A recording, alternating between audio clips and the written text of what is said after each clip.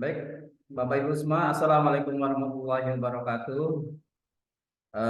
Innal hamdalillah nahmaduhu wa nasta'inuhu wa nastaghfiruh wa na'udzu billahi min syururi anfusina wa min sayyiati a'malina may yahdihillahu wa may yudlil wa may yudlil fala hadiyalah. Asyhadu an la ilaha illallah wa asyhadu anna Muhammadan abduhu wa rasulullah. Puji syukur kita panjatkan kehadirat Allah SWT karena pada kesempatan kali ini kita masih dalam keadaan sehat walafiat. Selawat serta salam kita serahkan kepada baginda Nabi Muhammad SAW. Mudah-mudahan di akhir hayat nanti kita mendapatkan syafaat dari beliau. Amin ya rabbal alamin.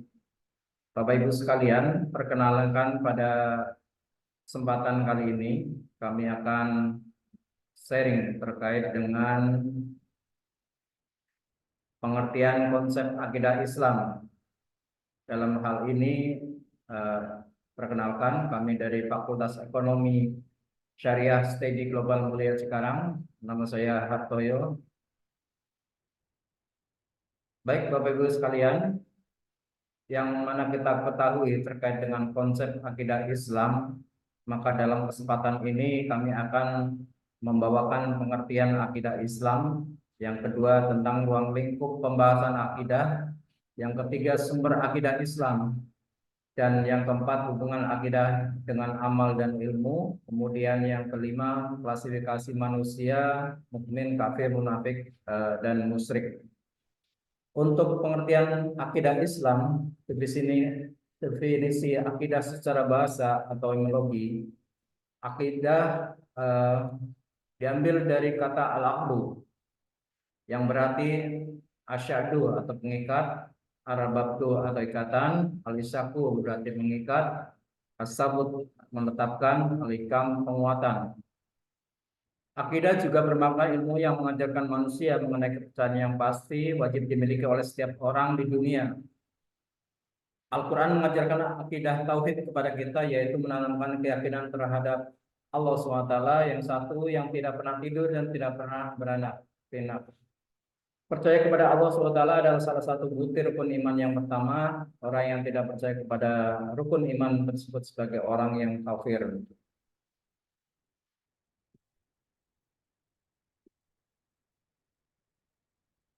Secara istilah, terminologi umum akidah adalah iman yang teguh dan pasti, yang tidak ada keraguan sedikit pun bagi orang yang meyakininya. Ada definisi lain, yaitu akidah adalah perkara yang wajib dibenarkan oleh hati dan jiwa menjadi tentram karenanya, sehingga menjadi suatu kenyataan yang teguh dan kokoh yang tidak tercampuri oleh keraguan dan kebimbangan. Dengan kata lain, keimanan yang pasti tidak terkandung suatu keraguan apapun kepada orang yang meyakininya dan harus sesuai dengan kenyataannya. Maka akidah Islamiyah adalah keimanan yang pasti kepada Allah SWT dengan melaksanakan kewajiban bertauhid kepadanya, beriman kepada para malaikatnya, rasulnya, hari kiamat, dan takdir serta yang baik dan yang buruk. Dari definisi di atas, baik definisi secara etimologi ataupun definisi secara terminologi, maka bisa ditarik kesimpulan bahwa akidah itu bersifat harus mengikat, pasti, kokoh, kuat, teguh, yakin. Begitu juga akidah pantang untuk ragu, hanya sekedar berprasangka, harus yakin, seyakin-yakinnya. Jika tidak sampai tingkat keyakinan yang kokoh, maka bukanlah akidah. Dinamakan akidah karena orang tersebut mengikat hatinya dengan hal tersebut.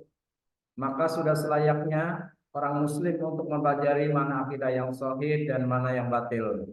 Karena jika keyakinannya di atas keyakinan yang salah satu akidah salah, maka hal itu akan menjadi membawa kehancuran di dunia maupun di akhirat. Untuk ruang lingkup pembahasan akidah, mengutip dari buku yang berjudul Belajar Akidah Akhlak oleh Muhammad Asruddin Al-Jumhuri. Ruang lingkup akidah Islam meliputi uluhiyah, nubuwah, ruhaniyah, samiyah. Berikut penjelasan lengkapnya.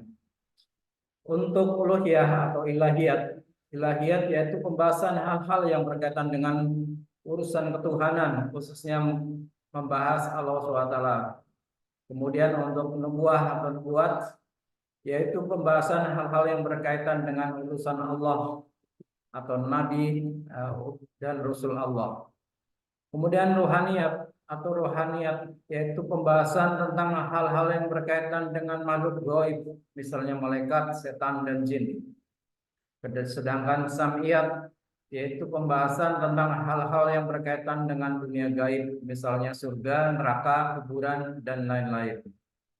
Jika diperhatikan keempat aspek tersebut didasarkan oleh rukun iman serta ajaran Islam, maka dasar-dasar yang dijadikan pedoman hidup umat Islam adalah Al-Quran dan Al-Hadis yang juga dijadikan sebagai dasar akidah setiap umat Islam. Sumber akidah Islam sebagaimana disebutkan di atas tadi adalah Al-Quran dan As-Sunnah. Artinya informasi yang apa saja yang wajib diyakini hanya diperoleh melalui Al-Quran dan As-Sunnah. Al-Quran memberikan penjelasan kepada manusia tentang segala suatu sifat firman Allah dalam surat Al-Nahl ayat 89, dan kami turunkan kepadamu Alkitab, Al-Quran untuk menjelaskan segala sesuatu dan petunjuk serta rahmat bagi orang-orang yang berserah diri. Sedangkan akal pikiran bukanlah merupakan sumber akidah. Dia hanya berfungsi untuk memahami nas-nas yang terdapat dalam kedua sumber tersebut, mencoba membuktikan secara ilmiah kebenaran yang disampaikan oleh Al-Quran dan Al-Sunnah yang diperlukan. Itu pun harus didasari oleh sumber semua kesadaran dan bahwa kemampuan akal manusia sangat terbatas. Informasi mengenai pencipta alam ini dan seisinya adalah dalil Allah yang hanya bisa diketahui melalui Al-Quran dan As-Sunnah. Manusia dengan akalnya semata tidak dapat mengetahui siapa yang menciptakan alam. Akal manusia hanya dapat memikirkan keteraturan dan keseimbangan. Sumber akidah Islam adalah Al-Quran dan As-Sunnah. Artinya apa saja yang disampaikan oleh Allah dalam Al-Quran dan Rasulullah dalam sunnahnya wajib diimani, diyakini, dan diamalkan. Akal pikiran sama sekali bukan sumber akidah Islam, tetapi merupakan instrumen yang berfungsi untuk memahami nas-nas yang terdapat dalam kedua sumber tersebut dan mencoba kalau diperlukan membuktikan secara ilmiah kebenaran yang disampaikan oleh Al-Quran dan As-Sunnah. Itu pun harus didasari oleh suatu kesadaran penuh bahwa kemampuan akal sangat terbatas sesuai dengan terbatasnya kemampuan makhluk Allah. Akal tidak akan mampu menjangkau masail khabiyah, masalah-masalah haib, bahkan akal tidak akan sanggup menjangkau sesuatu yang tidak terikat oleh ruang dan waktu. Misalnya akal tidak mampu menunjukkan jawaban atas pertanyaan kekalahan itu sampai kapan, atau akal tidak sanggup menunjukkan tempat yang tidak ada di darat atau di laut, di udara, dan tidak di mana-mana. Karena kedua hal tersebut tidak terikat oleh ruang dan waktu. Oleh sebab itu, akal tidak boleh dipaksa memahami hal-hal gaib tersebut dan menjawab pertanyaan segala sesuatu tentang hal-hal gaib itu. Akal hanya perlu membuktikan kejujuran atau bisa kejujuran si pembawa risalah tentang hal-hal gaib itu bisa dibuktikan secara ilmiah. Berkenaan dengan penyelidikan akal untuk meyakini akidah Islam, terutama yang berkenaan dengan hal-hal gaib di atas, manusia dipersilakan untuk mengarahkan pandangan yang penelitiannya kepada alam semesta ini, di bumi dan di langit, rahasia-rahasia tersimpan di keduanya. Manusia diperintahkan untuk memperhatikan bagaimana langit ditegakkan tanpa tiang seperti yang kita lihat, dan bumi dihamparkan dan dibangun dengan suasana yang teratur dan teguh dalam sebuah sistem yang saling berjalan berkeadilan. Penyelidikan akal dalam pasti akan mengatakan dan meyakinkan bahwa alam ini mustahil tercipta dengan sendirinya dan timbul karena kekuatan-kekuatan yang bertentangan satu dengan lain, seperti keyakinan dalam naturalisme. Penyelidikan akal secara cermat dapat melahirkan pengakuan mutlak bahwa semua alam semesta yang teratur, rapi, dan berjalan menurut hukum yang tetap dan tak berubah-ubah mensyaratkan ada penciptanya. Oleh karena itu, Al-Quran berkali-kali mengatur dan memberikan petunjuk ke arah penyelidikan dalam menetapkan akidah dengan cara demikian. Akidah, hubungan antara akidah dengan amal dan ilmu.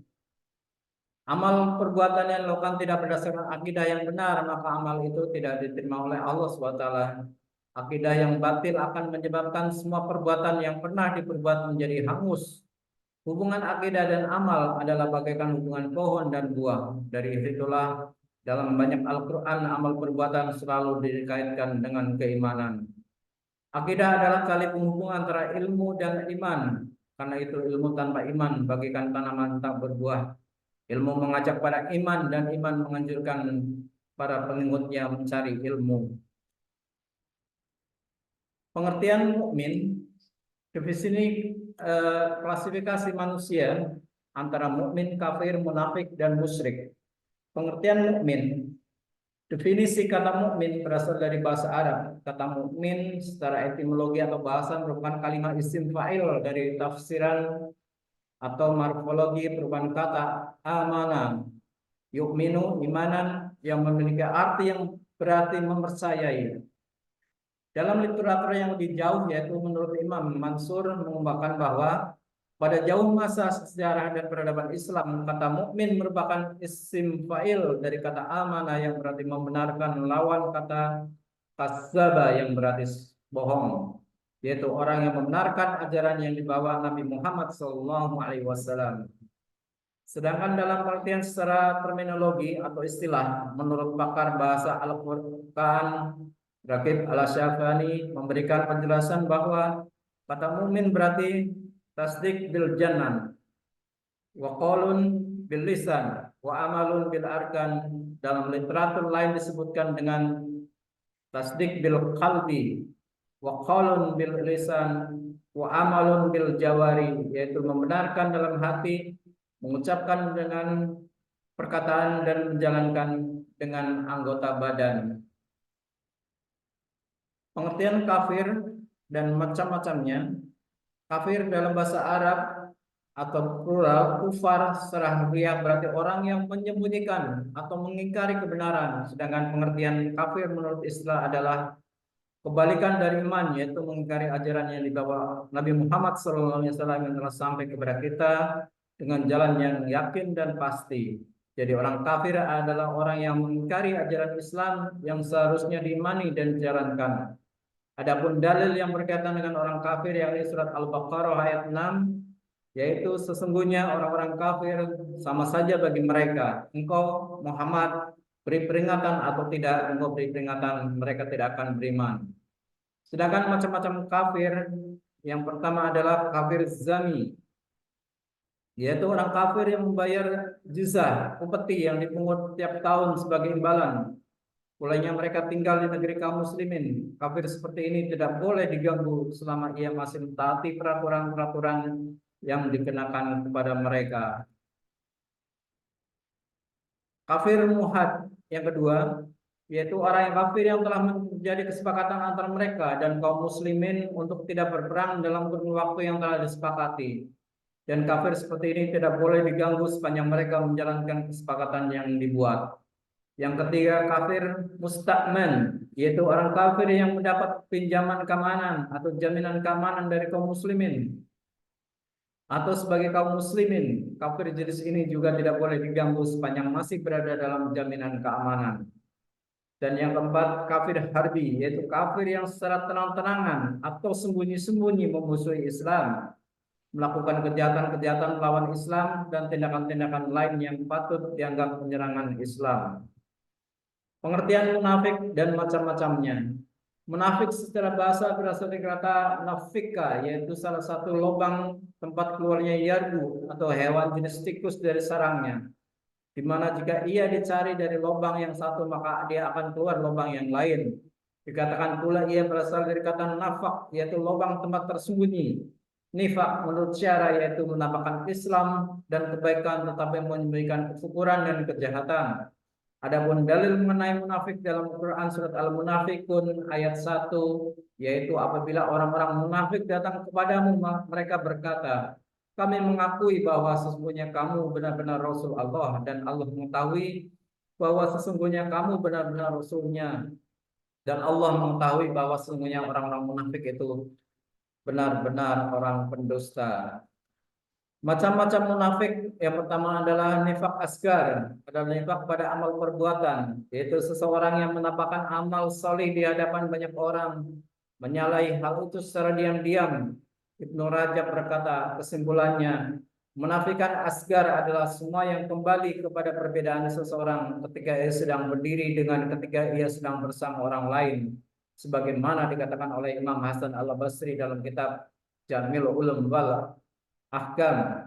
Yang kedua, munafik akbar atau bisa disebut nifak itikat, yaitu jika seseorang menampakkan iman kepada Allah, malaikat, kitab-kitab dan rasul dan hari akhir, tetapi menyembunyikan perkara yang menyalahi hal itu baik secara keseluruhan atau sebagainya.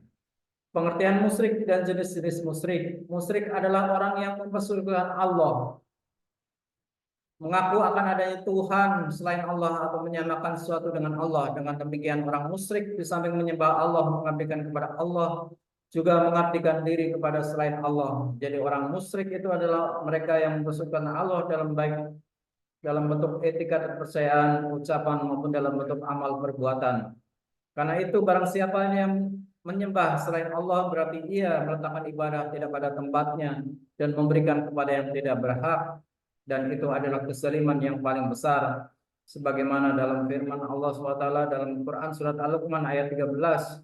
Dan ingatlah ketika Luqman berkata kepada anakku ketika dia memberikan pelajaran kepadanya, wahai anakku, janganlah engkau menyekutukan Allah, sesungguhnya persekutuan Allah adalah benar-benar kezaliman yang besar. Jenis-jenis munafik atau jenis-jenis musyrik yaitu musyrik murni. Musyrik murni merupakan orang yang perbuatan dan cara-cara ibadahnya dilakukan tidak sesuai dengan akidah agama Islam. Mereka menafikan agama dan lebih suka mengikuti perbuatan tidak sesuai dengan akidah yang dilakukan oleh nenek moyangnya. Dari kalangan mereka biasanya terdapat orang yang dituakan sebagai pemimpin spiritual untuk seorang rakyat atau seluruh rakyat di suatu kampung atau desa. Musyrik perbuatan adalah orang-orang yang mengaku Islam, namun dalam amal ibadah tidak mencerminkan seorang mukmin. Ia bersyahadat, puasa, sholat, zakat, dan naik haji. Namun meski demikian, ia juga masih mempercayai hal-hal seperti masih percaya kepada benda-benda bertuah, keris, tombak, pausan haji, atau benda-benda lainnya yang dapat memiliki kekuatan gaib. Ia juga suka pergi kepada dukun atau orang pintar.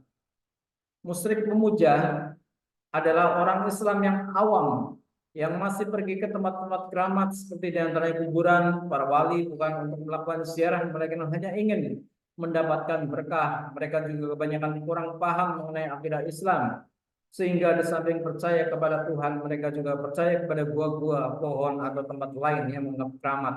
Mereka juga membuat perjanjian dengan menunggu tempat keramat tersebut seperti gunung mereka anggap dapat memberikan kekayaan. Terima kasih kami sampaikan untuk penyampaian akidah Islam. Mudah-mudahan bisa bermanfaat buat Bapak Ibu sekalian. Kurang lebihnya, kalau itu ada kesalahan, itu adalah datang dari saya. Dan kalau ada itu adalah kebenaran, hanyalah datang dari Allah Subhanahu wa Ta'ala. Dari saya mengucapkan terima kasih. Wassalamualaikum warahmatullahi wabarakatuh.